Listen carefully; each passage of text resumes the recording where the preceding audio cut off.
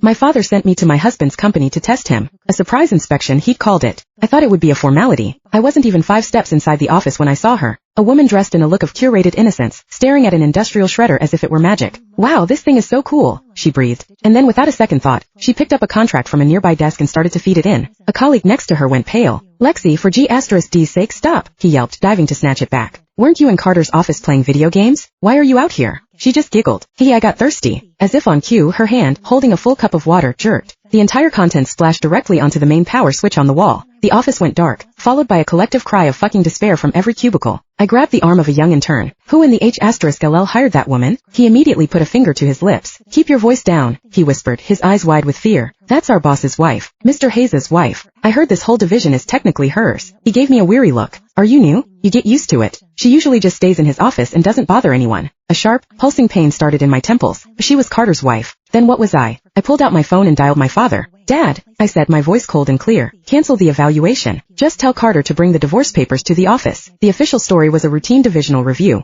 A surprise audit, my father had called it, telling me not to feel any pressure, to just consider it a chance to get familiar with the assets. The real story? He was sending me to test my husband. I figured it would be a simple in and out formality. I badged in with the credentials the front desk provided, the frosted glass doors to the main office floor hissing open before me. The first thing I saw was a woman. She was dressed in a white sundress that screamed calculated innocence, crouched in front of a heavy-duty office shredder, her expression one of childlike wonder. "Wow, this machine is so cool," she murmured, her voice a breathy whisper. "Does it just eat anything?" Before anyone could answer, she reached over to a nearby desk and picked up a thick, bound document. From my angle, I could clearly see the cover sheet, stamped in bold red letters. Acquisition agreement. Without a moment's hesitation, she started feeding it into the machine's hungry maw. A man in glasses nearby went white as a sheet. "Lexi, no." He launched himself across the short distance between them, a desperate dive that was more of a controlled fall, snatching the contract from the shredder's teeth just in time. He collided with her, but she barely seemed to notice. "My G*D, Lexi, what are you doing?" he gasped, his voice thin with terror. "I thought you were in Carter's office playing on your Switch. This contract has to be signed this afternoon." The woman, Lexi, didn't seem the least bit offended by the collision. She just giggled a light airy sound and held up an empty tumbler. "Got bored and thirsty." The man with the glasses clutched the rescued document to his chest like it was a newborn baby. He let out a shaky breath, forcing a pained smile onto his face. "Right, thirsty," he said, his voice dropping to a near beg. "Please, can you just go back to his office to get a drink? He has that filtered water cooler in there, remember?" She pouted. "The water in there tastes weird. I like the water out here better." Ignoring the man's look of pure, unadulterated despair, she skipped off toward the break room. I watched the whole insane spectacle, a sharp pulsing pain starting in my right temple. I caught the sleeve of a young guy who looked like an intern, his ID badge still shiny and new. "Who is she?"